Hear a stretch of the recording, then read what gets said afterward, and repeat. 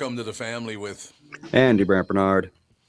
Co-host Catherine Brandt, and we have a guest coming up in a little while, Liz Collins. Liz Collins going to be with us today talking about women who changed the news, and she certainly is one of the biggest names because she's taken on things that other people wouldn't take on. I mean, that's Oh boy, has she ever, especially in Minneapolis. especially in Minneapolis. But yeah, Liz is a friend. Bob Kroll, her husband's been a friend for a long time, so it's going to be. What did you just do? Sorry, I got to get different glasses. I got your glasses, and they're too heavy. They're too heavy, man. Too heavy. I got some other ones right over here that are very light, but she didn't want those apparently. But in any case, what's going on, Andrew? Anything good? Not a whole lot. No, well, I mean, Ethan's starting to speak sentences. He is? Yeah, all of a sudden, he just, well, Mom would probably want to be here for this. Yeah, we better wait till Mom gets back because she's going to want to hear about this. Yep. I'm back, baby. She's coming back right now, ladies and gentlemen. You got your glasses. You're good to go. Where's He's Judy? in daycare, so we don't have to worry about him today. We do not. Okay, Andy has something to tell you, which is cool. Uh-oh. Well, all of a sudden, about 2, maybe 3 days ago, Ethan is speaking sentences. He's speaking English? Yeah. Well, I woke up today and Yay! we go out into the hallway and he turns off one of the lights and he turns it back on. And he says, "Lights on." And I'm like, "Yep, that's right." And he points at another light and he says, "Lights on too." And I'm like, "Yeah, that light's on too. That's pretty good." Considering Yay. 2-3 months ago, it was just one word at a time. He barely can do verbs at all, but It he's, happens as soon as it's they so fast. Yeah. as soon as they string like 3-4 words together. Yep, then and that's all of where a he is. sudden, in the next couple of months, he'll just be chattering away. Yep. He'll say like, mommy's water up there, that sort Yeah. of thing. Yeah. Oh, Yeah. that's really great. So yeah, he's going to be talking real style pretty He's soon. got a big boy bed. Whole Yeah, he's got his own room. sentences. Yeah, he went into that room and he said Ethan's room. It's like Ethan's not room. yet, but it will be. One of my favorite things I've ever heard a kid do was a couple years ago. So Seiji was, 3 years old 2 years ago? Yeah, because he's 5. They'll be turning 6 here in a couple of months, or not a few months, I guess. It's going to be. Couple of clicks. So he was still 3 years old. We got on the Disney train at Disney World, and it's the one that goes on its side. It goes down the track, It's a then it goes on roller its coaster. side. It's kind of like a roller coaster. And in a 3-year-old's voice, I have never. It was so funny because he just went, "Jesus Christ!" Oh yeah, he took that video. Yep. He kept on saying it over. hmm Little kids shouldn't be on this ride. He was on Treasure Mountain or whatever it was. Yeah, the right. minecart one. The new mine, yeah. Whatever which it's we had called. never been able to get on because it's days of lines. But we I got know. on at that time. I loved it so. He's like, "Jesus." Yeah, he goes, "Jesus Christ!" Like, oh yeah. So where did they get that? Because he heard it from a grown-up. There's no I question. think his father might. Yeah, say I would say quite a probably bit. Dan. Oh, is that what it Quite is? a bit, I Alex think. doesn't really say that. No, Alex doesn't swear very probably much not. at all. No, She hardly ever swears. Yeah, that is true. She's not That's a big true. swearer, is she? almost No. almost It ups- never. It always upset her when you swore when she was a Mm-hmm. little child. So she doesn't like swearing. She never has. Oh, I, so I something remember more when than she was I a did. kid, like even when she got really, really mad, she would say like friggin'. Yeah. That was the Yep. swear word Or that she oh used. my Lanta. I remember that one forever. She got that My from Lanta. Courtney. Remember Courtney? Oh, that's right. The Yep. babysitter. Yep, Yes. Courtney the babysitter used to Courtney say that. And Beebe. we didn't know that it was from Full House. So we thought she made it up and we thought it was the funniest thing in the universe. Oh, it was from Full House. I Yep, didn't know it's that. someone I didn't know that until years later, but Well- yeah, someone on Full House said, "Oh my Lanta." Well, I just want to thank you for being a good parent because the news with the parenting lately. Did you hear about that woman that just got life in prison because she decided to put her baby? I don't even know if the kid was 2. Oh, you're talking about the oven? No. Oh my What? God! Is there There's another an one? oven? She put the baby, the kid, in a playpen, Mm-hmm. and went to Mexico for 10 days. Oh, so the kid starved then. Starved. Yeah. Well, To died death. of died of And died. thirst, most likely. Yeah. In 10, of course, a small Well, 10 child da- cannot yeah, like- survive without any sort of. I don't yeah. think. Yeah, no humans can survive. Maybe I think it's like 5 days without water, something Yeah, like she that. puts this little kid in a playpen and just leaves for 10 flippin' 10 days. days. Mm, I mean, that was torture. She tortured that child to death. yeah, Her that's mom just leaves and doesn't come back. And the mom is like, oh, but people don't understand. I was depressed. Well, you can be depressed and still make proper decisions for your child. And And, yeah. going to Yeah, for real. Mexico for 10 days isn't is an not Ohio mother, appropriate. 16-month-old daughter, left 16 alone in a months. playpen for 10 days. I can't even stand it. How old's the mother? Sentenced to life in prison with no chance of parole. I think Good. she was in her 30s. I mean, she Let's wasn't like see. she wasn't like some 15-year-old girl, which still is inexcusable. But It doesn't say how old she is. Her name is Cristel Candelario. Very fancy. believe it. Christelle And then there was Candelario. just another case, apparently in Florida. There was two parents that decided to take their 5 and 7-year-old to the beach, and they drank so much that they passed out, and were it was Wow. very difficult for the police to rouse them. Their children were gone. Gone? Yeah, of course they had they no were. idea where the kids were. No idea. They could be And if I drowning in went the to the beach, ocean. if I went to the beach with Ethan and just stopped paying attention to him, he'd be gone in 5 minutes. Yeah. He would absolutely just go off with anybody too. Mhm. I mean, Well, yeah. did they ever find him? Yep. Luckily, the kids had gone to a nearby hotel and they were hanging out by the pool. Oh, there you In a go. hotel. Yep. God. Yeah, I got to remember that your mom did a much better job raising you and Alex. I got to say that. I just Then don't. I don't leaving know us to what. die in a playpen, yeah, I'd say Did you so. ever hear of that kind of thing? I mean, there's always been negligence. There's They're always all, been yeah, abuse. absolutely.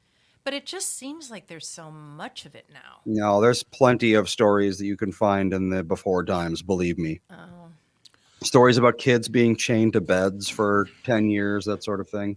Tons of it. yes. Yeah, no question about it. We should probably reach out to Liz and see if she's calling in or we're calling her or whatever. So maybe. Do you have? No, I don't have my phone in here because he yelled at me about having my phone in here yesterday when it I rang. yelled at you because you didn't have Your the fault. ringer off. I'm just saying. I took hope care I of it. have Liz's contact. Well, I do. If you don't, I think got I it in do. the other Let room. me look it up. And I don't know. She might be calling in anyway. I just wanted to make Does sure. she have the number? Probably not. That's what I'm saying. That's what I'm saying. Maybe reach out to her and see what the situation is. But she I think's doing the interview from a car because she's got a million things to do. What is the today. phone number, Andy? You can't. You can give I it can on say there. it. It's the, studio phone line. number here. Okay, good. Yeah, 952-600-2575. 952-600 what? 2575. 575. Yep. Mm-hmm. 600? Yep. 600. 100. No doubt Yeah, about it. weird. Anyway, yes, Liz has been very busy since we talked to her last. She's had her movie out. Wrote a book or something, right? I think she's working on another Yep. film project. Well, we're going to find out all that stuff when she calls in. She's a very, very busy woman. Got a very, very busy husband. You know what I'm saying. Although he's retired now. I think Bob's retired from the police force. I hope so. Well, who would want to be involved in that hot mess in Minnesota? God, it's true, isn't it? Well, I think that might be Liz calling in right now. You all set, Andy? Yep. It's Liz. Yes, it is. Liz calling. How you doing, Liz? Hey, doing fine, guys. Sorry, I wasn't sure where to call, what to do. Thanks for sending up the bat signal. Not a problem at all. We take care of it all. There's no question about it. But I got to ask you right up front, now, because I knew Bob before I knew you. I mean, I knew of you, but I didn't know you personally. But is Bob fully retired now? He is. Yep. I think do you think that was a very smart move on his part? Yes. I think it was. Yeah, I think sadly it seems like there's no winning in that lunatic city. To be quite honest, which is why I like your show, because I can be blunt and honest. But it was sort of the blame Bob for everything. Yep. Situation for several years. And that was, even back when they had 900 police officers and crime actually was down, unlike what they tell us now. But he's not around to blame anymore. But frankly, it's I think more heartbreaking than anything else that it's even the way it is here. You know. I don't know. So you're saying that they're trying to say the crime is way down right now? There's no way crime is down. It's way up, isn't it? Yeah, they actually just recently the Minneapolis police chief admitted that they may have to stop responding to property crimes because there are so few police officers. So imagine that in Minneapolis. That's happened in other departments across the country. More recently, Pittsburgh announced that they were going to stop responding to crimes between, I think it was like 3 a.m. until 7 a.m. But yeah, I mean, I actually just posted something recently on social media, some numbers we obtained last week, but I think there's been 1,000 stolen cars just within the first 2 months of the year in Minneapolis. 1,000. Oh, God. Yeah. You know what? I just got really mad at somebody. I was talking to her on the phone, and she's just thinks Minneapolis is great. Governor Wallace is great. She just adores and worships everything that they say. And she said, "Oh yeah, crime is down." And I was like, "No, it's not. Are you crazy? What talking heads are you listening to?" I was just so mad. I was like, "They're not reporting it." And she was like, "That's not true. They can't do that." I'm like, if there's no cops to respond to the crime and people know that there's nothing that's ever going to happen, then, there's all this crime that absolutely nothing's being done about or even being reported. This is why I love Catherine. She has common sense. It's a beautiful thing. But yeah, you guys, I mean, talking about, just the heartbreak. We do a lot of these stories on Alpha News because, the regular media doesn't kind of fit the narrative. So we go out there and find these stories. But I can't believe I just am putting together a piece that'll post in a couple days.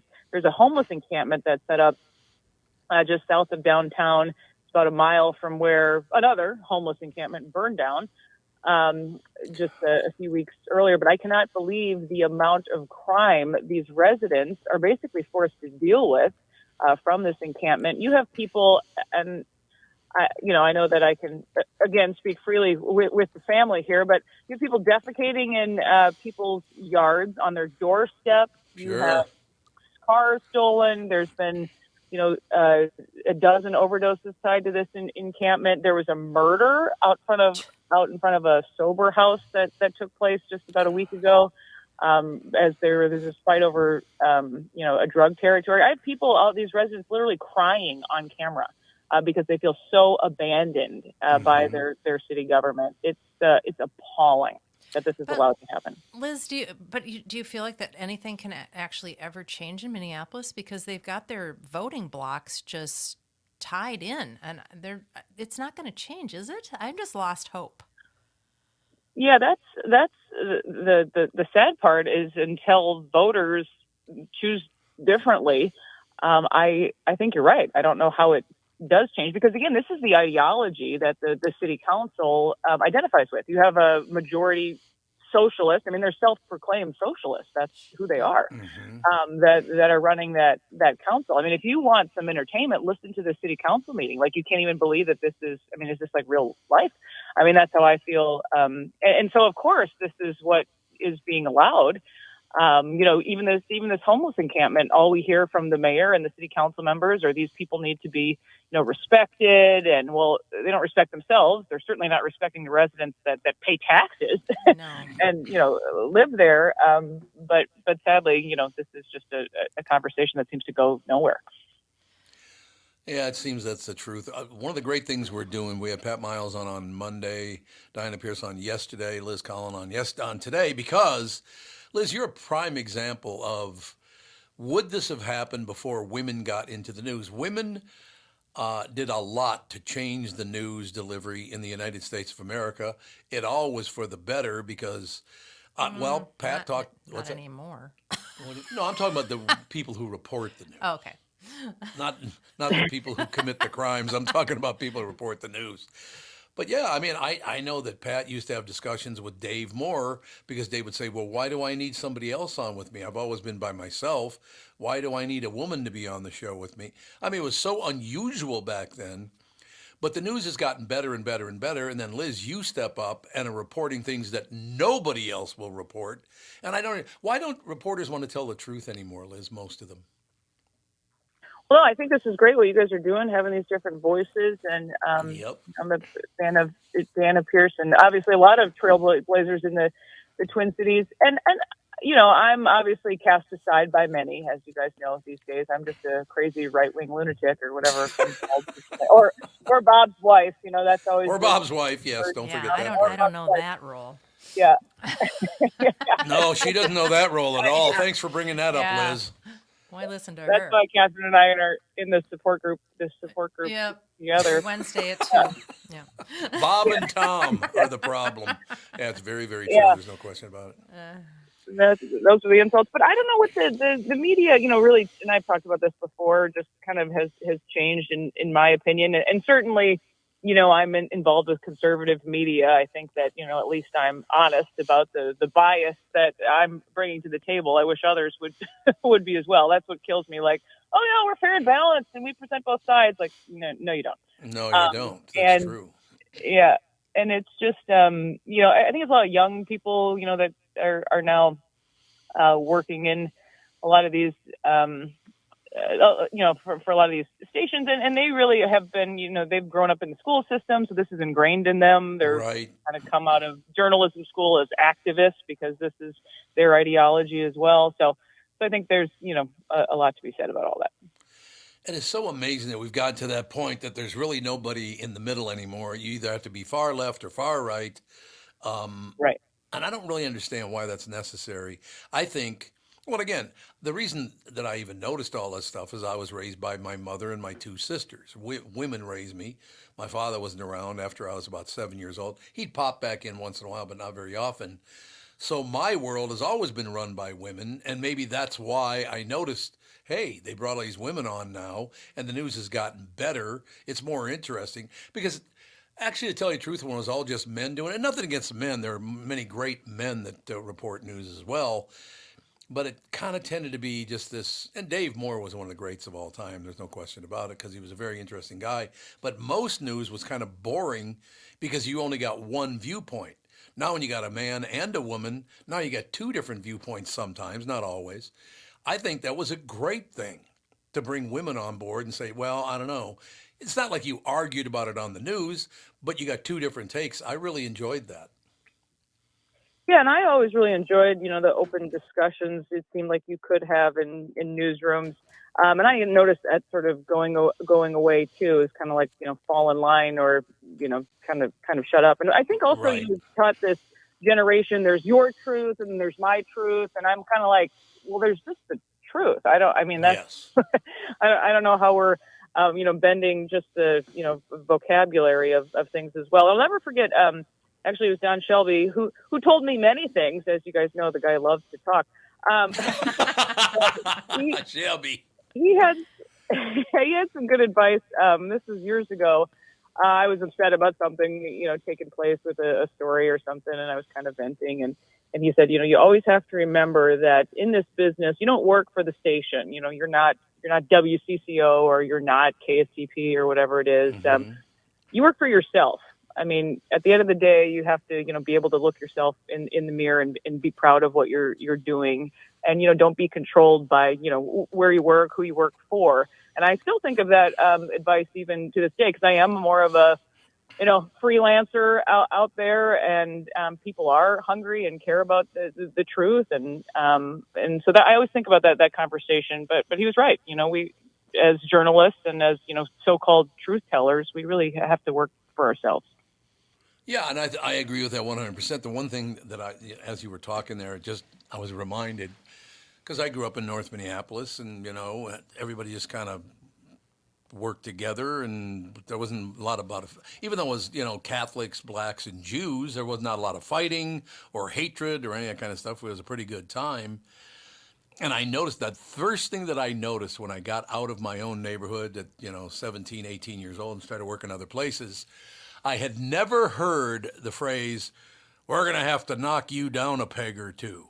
I had never heard that my entire life. I still don't understand why that's so important to some people. Well, Liz is stepping out here reporting that we're going to have to knock her down a peg, which they've been doing how long to you now? How many years? Oh, yeah, it's been a while. but I think that that has really only kind of emboldened me to keep on keeping Yeah. on.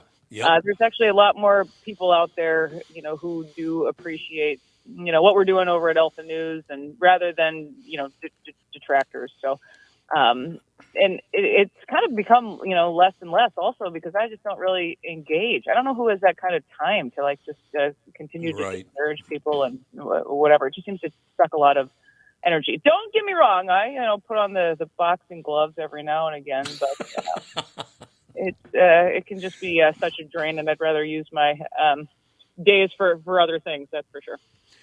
Is there a true news now? I mean, obviously, that was always the big thing back when I was a kid. I remember this is your news source for the real news, the true news, whatever. Come to us and watch. I mean, this is many years ago. I'm talking about now, and I will also mention this as I've mentioned it to everybody else that's been on the show the last couple of days. The people I don't think realize that Minneapolis news is at least equal to Chicago would either be number one and we'd be number two, or we'd both be number one. The television news in Minneapolis, St. Paul has always been really, really good. One of the leaders, much better. I remember when Kath and I moved to New York, I watched the news and it's like, these people are terrible compared There's to too much Minneapolis. money in the New York scene. That's why. Oh, is that what it is? Well, Do the you more remember- money it is, the more greedy people you're going to attract. That's true. Do you remember Florida when we first started coming down Oh, my here? God. There was the newsman was this very elderly gentleman who had his poodle dressed up in different outfits to give the weather. Oh my gosh, that's awesome. Yep. We were like, "What's happening down here with?" It was. Well, you guys, just- I'm like actually thankful to be as old as I am before, back in the day they didn't have YouTube and all of those things when I first started because it was horrendous. Right. I mean, I was actually just looking back at clips when I first started. I had like, I barely had any eyebrows, and I had the highest pitched voice ever. I was like, this is embarrassing. I even the VHS tapes I wanted to burn just to pretend that this never happened. But yeah, those first few markets are pretty painful for reporters. It takes us a while to kind of figure things out, I think. I suppose that is true. You start off in a smaller market. Well, that's what most people do. As far as radio, I started out at a I think it was 500-watt radio station in St. Paul, 1370 AM. KDAN was the name of the radio station. I don't even think it's on the air anymore. But I felt very, very lucky. I get out of Brown Institute and I get a job in St. Paul right away. And then I found out after a few months, well, that's not going to work. I end up in Grand Forks, North Dakota, Fargo, North Dakota. Yeah, I mean, going through. To send you around, yeah. You got to pay your dues in this business. Yeah, I mean, did you go through that, Liz? Yeah, it's actually funny. Also talking about how I'm glad the internet wasn't around. I started at a radio station in my hometown in Worthington in high school. I would run the commercial breaks for like Twins and Vikings games on the station. Sure. But we at one point had a giveaway that we were giving away like free gallons of milk for the month. And I remember that as a radio call. And I really thought I had made it. It's amazing. It's like Dairy Month or something like that. Yeah, it was a KDAN giveaway. KDAN went bankrupt in '83, by the way. Whoops, right after I left. No more Yeah. KDAN. How does a small town station go? Well, that was a small town. That was St. Paul. Okay. They were paying Tom too much. Yeah. Yeah, they were paying me way too much. Yeah, I forgot how I was just raking it in. There's no question about it. But I tell you, I'm obviously not going to use the language they use, but I'm straight out of North Minneapolis. I'm 18 years old. I do a couple of breaks on there. And at the time, it was a country station, which I knew nothing about country music. That's right. And you thought you were Jimi Hendrix. You thought you were, yeah. Honest to God, I think it's because of the tone of my voice and all the rest of it, because I got kind of a harsh voice and all that rest. They would call into the station and suggest that they get rid of the, let's say, the not white guy. They thought I should be fired because I sounded too urban, which I don't think I did, but I just sound, I got kind of a gruff sounding voice. But yeah, they actually used the big N when they called in. Get rid of that big N. Oh yeah, it was unbelievable. Wow. It was a thrill for me.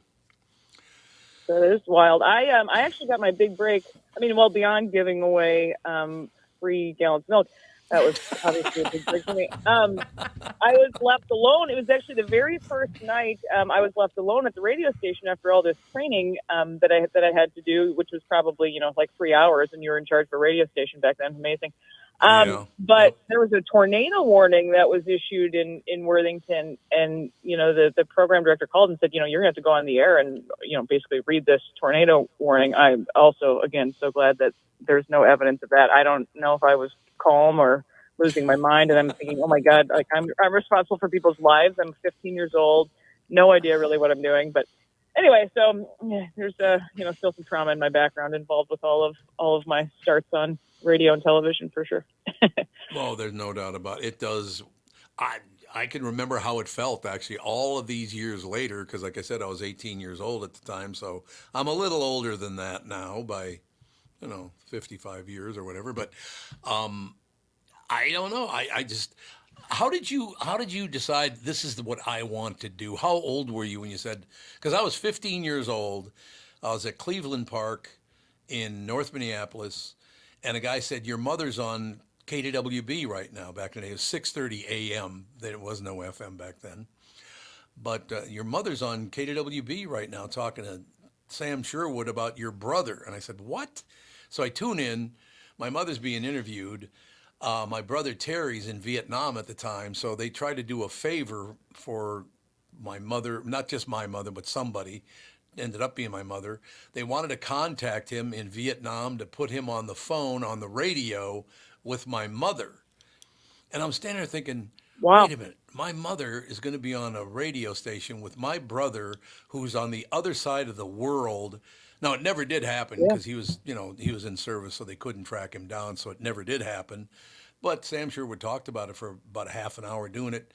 Never did happen, but I thought, man, that's a business I want to be in, where I can reach around the other side of the world and put somebody on my radio show. I was just fascinated by that.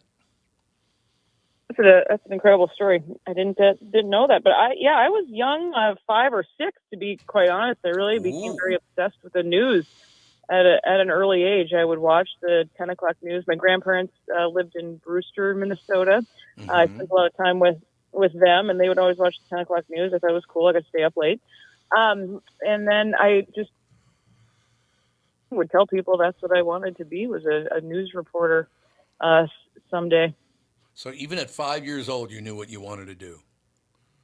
Yeah, I actually started a newspaper when I was 10 called Neighborhood News. Yeah, I'm an absolutely total geek, but here I am. Was there somebody that you admired that you were following in their footsteps, or?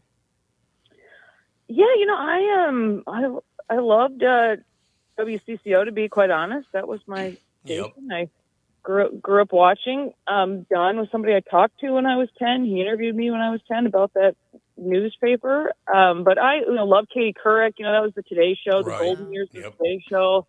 Loved all that.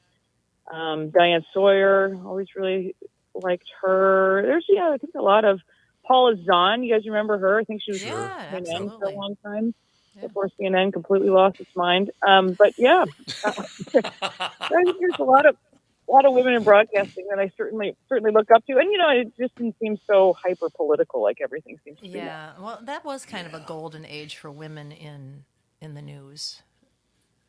Oh, I don't think there's any back question when about you that. were little. I mean, that was just something that was kind of new, and the women were very visible and basically celebrated. I think they were big celebrities, even though they were just news people. Mm-hmm. Yeah, absolutely. And I think that women in newsrooms, I don't know where we'd be without them now. Bringing these conversations to the table about what's going on in our kids' school, and I always notice women seem to be a bit more. They have a bit more fight in them. I feel like sometimes than men. No offense, Tom. But it seems there's look at things from different angles or consider different perspectives, and there's something to be said about the kind of the mama bear intuition, I think, as well, that women bring to the table for sure in the news business. Yeah, I don't think there's any question. I think, like I said, because I was of the right age, basically, at that time. I was a young teenager. And again, we were very lucky to have the people we had in Minneapolis, St. Paul, the Dave Moores of the world. There's no question what a talent that man was. Always loved Dave Moore, thought he was terrific. But then all of a sudden, women appeared on the scene. And for me, of course, that made, as I said, raised by my mother and my two sisters, it made total sense to me that they would have women delivering the news, because in my life, women always delivered the news to me. I will tell you that. That's right. Oh, is that what you called it? Delivering the news? Just women Wow. yelling at you? Is that? That's pretty much what I'm saying. Yes, that's what Yeah. I'm saying. Exactly. But, You know, well, I don't want to name too many names, but this is kind of a funny story. When I started at CCO, so I'm working with all these icons. I grew up watching, and I don't have to say who this was, but I eventually got his desk after he retired, and he left all of his files there. So I'm like, oh my gosh, I like have the keys to the kingdom. Well, this is amazing. yeah. There's all these pieces of paper in these folders on his desk, and then I am starting to move in, and I realized it's just basically printer paper that he'd filled these files with. It's blank pieces of paper. And I started being so let down. Like, oh my God, this is all for show? This desk is all for show? I thought, the nuclear codes were in here. I wasn't even sure what. Sure. Yeah, amazing. Just blank pieces of paper in all of the files on this guy's desk. Unbelievable. That's interesting. Do you know the reaction that people had? Because, like I said, I really noticed it because, again, of the way I was raised and all the rest of it. Was there a big reaction to the first women that did appear at the news desk? I mean, these women went from being reporters to all of a sudden now they're sharing the news desk with a guy. That was great news, for me, like I said, because I'm used to listening to women to telling me what to do with everything, like still to this day with Catherine. Lies, so many Good. lies. What? Lies. What do you mean lies? But in any case, now I lost track of what I was going to say. Where'd he go? She calls me a liar. You heard that. There's Andy, you heard it. Yeah. Well, I think I know enough about you guys to know that Catherine is in charge. So I don't actually, yeah. Yeah, I well, think there you is might that. be lying, Tom. We're also known as Tim. Oh, okay. I Okay. keep calling you Tim on my auto. My autocorrect doesn't like your name every time we text. By the way, Tom. I noticed that. Yeah, Tim. It always turns to Tim. So Tim, Yeah. I was thinking that. Great, Hey, great to hear from you, Tim. whatever works. That's all I know. So at first, because obviously as a young kid, I didn't know what was behind the scenes and all the rest of it. Did the women, were there a lot of phone calls saying, get that woman off the air? We need a guy telling us to do. Was there a big backlash when women did take over half of the news desk? I don't really know. That was a bit before my time. I actually Right, feel like right. I always worked in newsrooms that there would perhaps be even more women than men in them. But actually, it is interesting. It's no secret that I think women are subjected to a lot more. We'll call it. I don't know. People think that they would call in and they would be helping, with critiquing your appearance, but basically being a form of hurling insults. But I'll never forget. I was literally 2 weeks away from my due date with my son, so I am ginormous. Very big. And WCCO had, just unveiled this brand new set where basically they show you from every single angle, which was awesome time. So this woman called and left this very detailed message on my cell phone. And she wanted to let me know that the dress I was wearing that night to anchor the news made me look fat. And I'm like, well, lady, I am.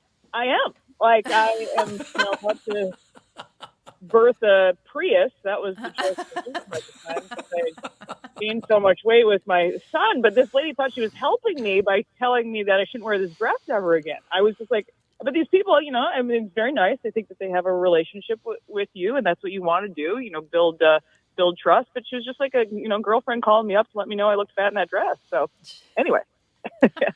Well, it's just trying to help, and that's all. Because being in radio for pretty much my whole life, some of the things you would see, but television, I bet you, as far as the commentary, because they're not only hearing your voice, they're seeing you do it. Their commentary must be very harsh at times, I would think.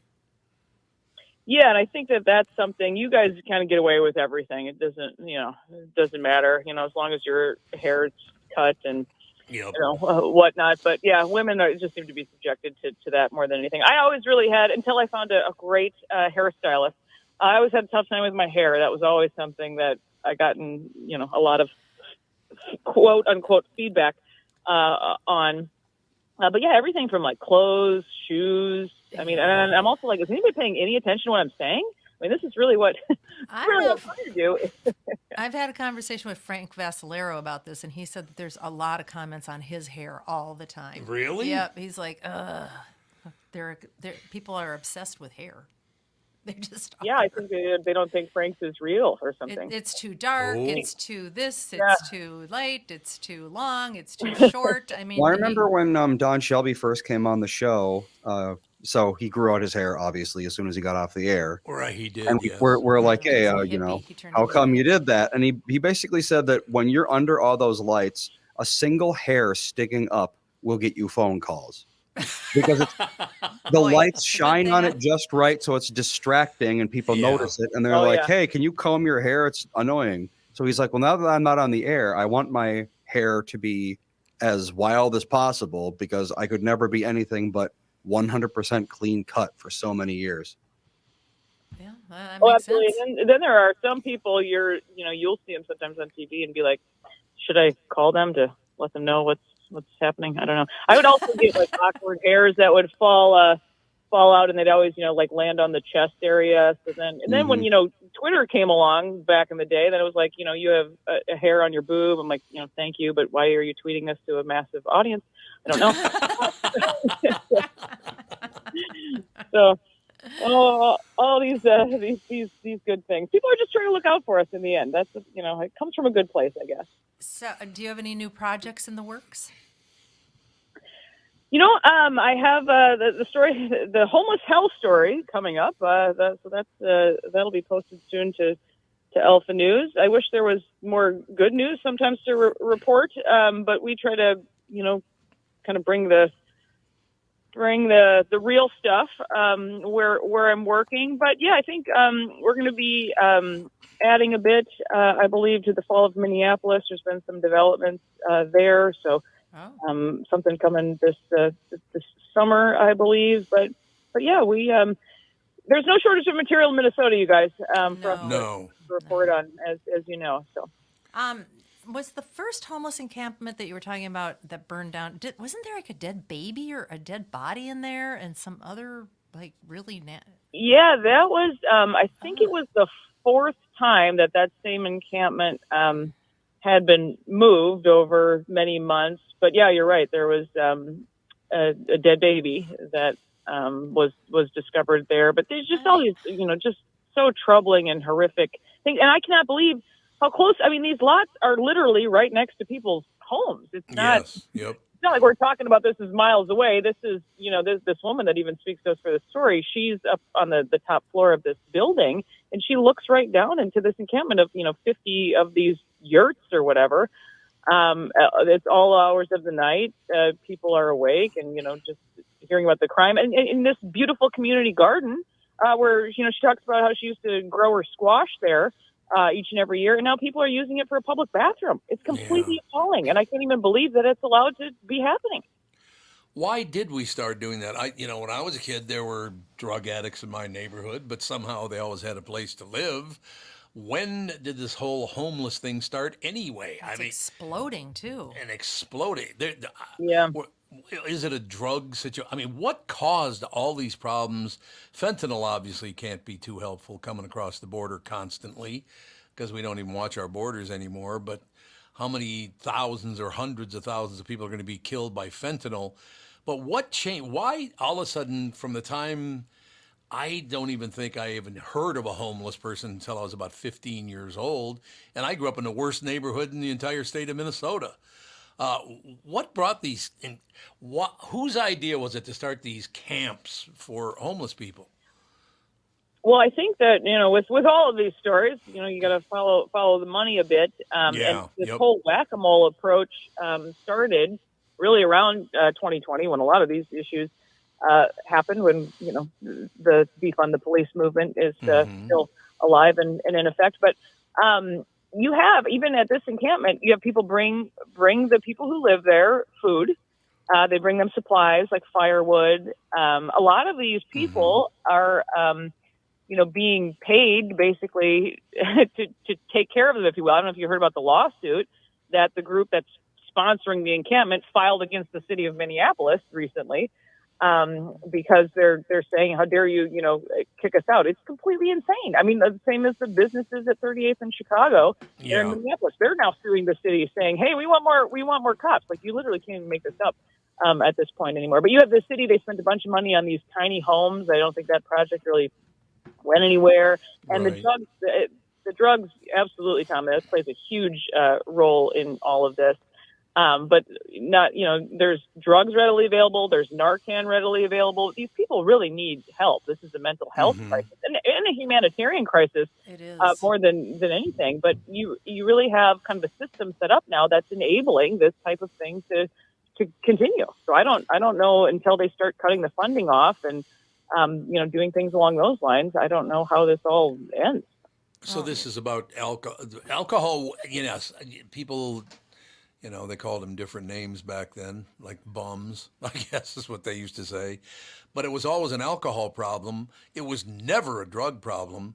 So all of a sudden, this influx of drug thing that happened in the late 1960s, that's what kicked off this entire generation of people who just cannot stop taking drugs. I mean, is that what it is? Well, I think the drugs, now it's so different. I mean, I've done so many stories with, the fentanyl crisis, especially. Kids will try this even just once, or they become hooked on pain meds in high school or whatever it is. They'll try it once, and it just becomes, their life. This isn't like something that they develop as far as an addiction. It can be, it can literally be that quick. And then, you have these people are walking around like zombies. I mean, that's what it looks like to me. And just viewing these encampments, they're just not even in their right mind. They need help, but this is not helping them, by allowing this to play out. And then again, there's kids running around in these neighborhoods. These people are basically, they talk about how they're, they feel like they're just trapped in their own homes, if you can imagine. And I asked them, are you even paying taxes at this point? Because what are you paying for? Right. You don't have any police protection anymore. You can't even go outside. I mean, it's just and they've emailed the mayor of Minneapolis again and again on this encampment. They've yet to even hear back. So it's just appalling. Well, we have such a the system is just set up for failure. You've got the city council that's got more power than the governor in Minnesota, in Minneapolis. Right. And they're all self-proclaimed, as you said. They're all socialists. You've got activist judges installed everywhere. And there's just nowhere that you're going to be able to go for any common sense or any answers. No, I think that is true. And go ahead, Tom. Very, very quickly. When I was a kid growing up in North Minneapolis, there were drugs around, but I do remember the drug dealers telling me as like a 10, 11-year-old, Tommy, don't do this stuff. I said, well, you sell it to other people. They go, but those are different people. We're telling you, don't even get started taking these drugs because nothing good can come from it.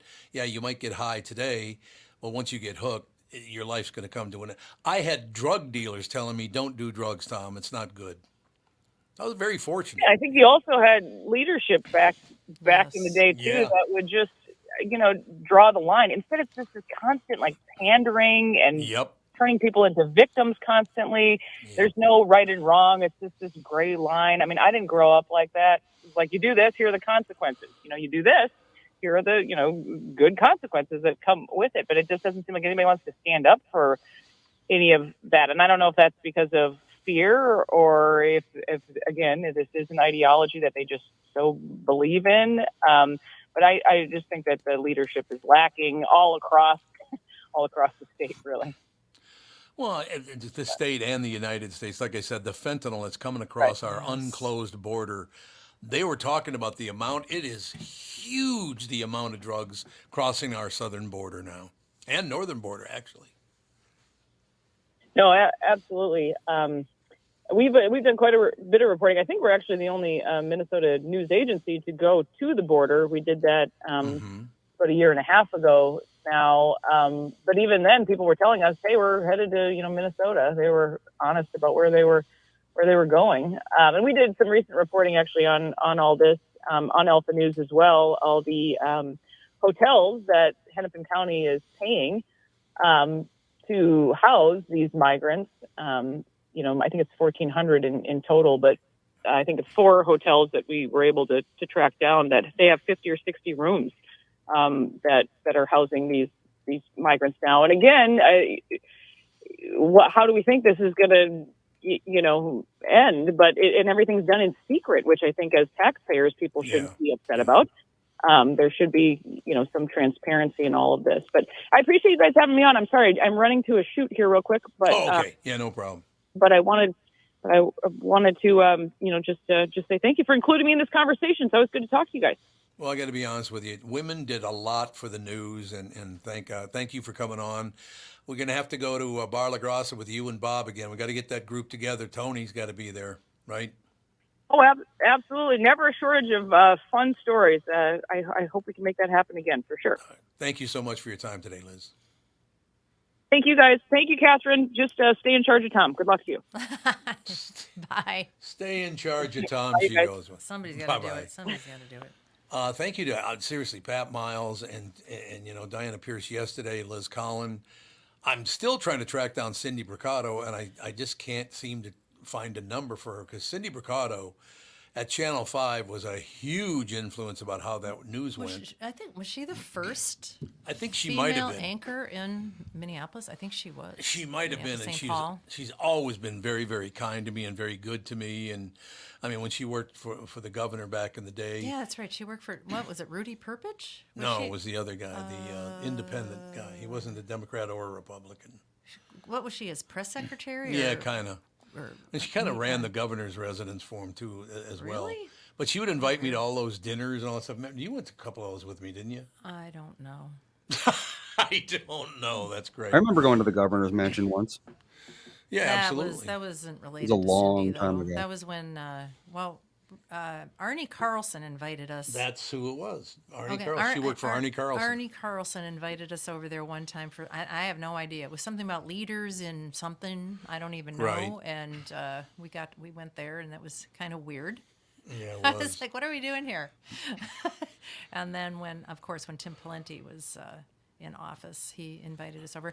Interestingly, when Jesse Ventura was governor, he never invited us over. No, he got pissed off at me. But, once again, Jesse still to this day does not understand that when he became governor, he wanted me to host his celebration.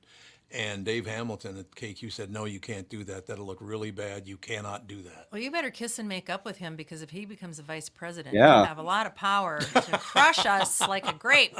He'll squeeze you like a grape. He'll just throw us in prison. He'll say, "Oh, they were in Washington. Yeah, it's too bad. They 'cause- touched a table." Have I you always heard that one? What? This woman was at in Washington. She never walked into the Capitol during the insurrection. She touched a table, apparently, and now they're going after her and trying to arrest her and throw her in jail. Of course they are. Touching a table? Yep. She didn't do anything except for touch a table. She was there. She was in Washington. She was at the Capitol, but she was not trying to be in this fray. And she touched a table of some kind. Do you have the story, Andy, exactly what I'm talking about? I don't understand why they would care. I mean, how many years ago are we talking? And they're still trying to hunt down people and throw them in jail. They'll never stop. It's intimidation is, I'm very worried. I mean, I'm sorry, but I'm very worried about this country. Yeah, No, I me understand. too. I am There's no very doubt about worried it. about it. Well, it's being run by the most hateful people on earth, first of all. My God, I'm sorry, but your choice is going to be Biden and Trump. That's it, huh? Well, and you see these protests constantly, and reporters saying, "What is it that you want?" And it's like, we have to decolonize America. We have to get rid of everything, capitalism. It's like, so where does everybody go? And they're like, everybody has to leave the central cities. and we get to take them all over. Oh, of Everybody, course you everybody do, can. yeah. It's Yep. like, okay, so what happens when everybody that you disagree with or hate or think that should be kicked out of the cities, they go and create their own cities, where it's always going to be some sort of colony, according to you. Yep. So it's the only thing that's going to make these people happy is for everyone to kill themselves, except for the people that you accept and want to be in charge. I don't even understand. They don't even make sense. They make no sense. You know what amazes me about this, and Andy, you could be a great voice for this because it's a bit younger than you are. But I have noticed people now in their late 20s, around 30, and very early 30s have nothing in common with people of my generation or even the generation in between. They want everything to be changed. It all has to be different. What's that all about, Andy? Do you understand that? I think it's always been that way. Look at the hippies. Their entire existence was crapping all over their parents, basically. And that's true. Like, oh, you don't want us to take drugs? We're going to take as many drugs as possible. You don't want us to have casual sex? We're going to go collect STDs like Pokemon cards. That's what Yeah, no, that's a good teenagers are point. they're shitty. That is They're the just nature of a weird. teenager, is to be shitty. But I'm talking about people now who are around 30 years old and they're Well, still like that. That is a thing, is arrested development people not maturing. That is a problem. Absolutely. So There's a what's lot of causing people out that? there in their late 20s, early 30s, and beyond who never really mature past the age of 16. Well, don't you think that the drug culture, I mean, since the 60s, there's always been a drug culture, for Yes. sure. Yes. And I think that it used to be you didn't do drugs when you were 12, 13, 14, 15, you know, and the casual use of drugs now and the earlier ages and how potent the drugs are that people take, it has to do something to your brain. Well, yeah, Oh, God, absolutely. yeah. Even marijuana. Marijuana is so strong now. Yep. It used to be, you know, I don't know, people would smoke weed and they didn't turn into like a zombie. Hmm. And you didn't have all these edibles. I mean, you hear about these people that use a lot of marijuana products and they're like, I get these edibles and I am just flying. I don't even know where I am. Yeah. I don't remember marijuana users saying those kinds of things. Oh, yeah, I had just- one marijuana cookie like 10 years ago. I ate one, and it messed my brain up so much. I was like, I have to go to bed. I can't function. Right. Yeah. And I mean, like, yeah, I had didn't used zero to be like tolerance, that. and I still have zero tolerance. But yeah, I mean, the fact that one could do that, you know, it's like, even if you've got zero tolerance, taking a shot of strong whiskey isn't going to like incapacitate you. No. No. So, I Well, mean, there has to be quite a bit of THC in those things to do that. Well, even you, Tom, you had that. What you had medical marijuana product, and Yeah. it was the wrong dosage, Yes. Mhm. and you couldn't feel your legs, and you were hallucinating. Mhm. Well, I mean, and that's just from an accidental thing. yes. Smoking a joint in the 60s, 70s, you would never, ever get that high. Ever. Well, the problem was that I was doing 10 milligrams of THC to try to sleep. That was what, last year or 2 years ago? I think it was 2 years ago. I think it was 2 years No, ago. it was well before that. This was in Golden Valley. No, I'm talking about it happened No, here. it happened here. Again? Something that happened here. Well, here's what's the deal. So I get home from going to the THC place because now THC you can just get over the counter in Florida. Yeah. You don't have to go get licensed or any of that stuff anymore. But I got home and I took my one tab because I'm going to watch something with Mom and I'm going to go to bed. I'm watching television and all of a sudden Ricky Gervais turns into a dragon. On TV. I said, man, I better go to bed. I tried to get up and my legs wouldn't move. So I eventually got up, found out my 10 milligrams were not 10 milligrams, they were 50 milligram tablets. You want to talk about high. I was higher than, oh my God, was I high. I literally couldn't see straight. My legs eventually did work, but not well. Well, and that's what's amazing to me is that was a medically produced product. Yes, they And filled it out wrong. How the heck, that is something that is even helpful. I mean, to a human being to be Yeah. be that high. as Yep. as far as medically. Some people You don't need it. Some people have to take as much as 500 milligrams to have an effect. I don't understand. I don't that. get it either. That's what I've But- been told, though. But yeah, but that's what I'm saying. I just think that the drugs are so potent now Mm-hmm. that I guess when you start using that fentanyl, you can get addicted in a second. Exactly. Again, thank you to the three women that stepped up. How women change news forever, and they did in a much more positive way. I'm still trying to track down Cindy Bricado. I want to talk to Kathy Werzer over at PBS about it. There are several more women I want to talk about this, but I've really enjoyed this because these women did change news forever, and it was for the better. There's no question about that. So we will talk to you tomorrow. Bye bye.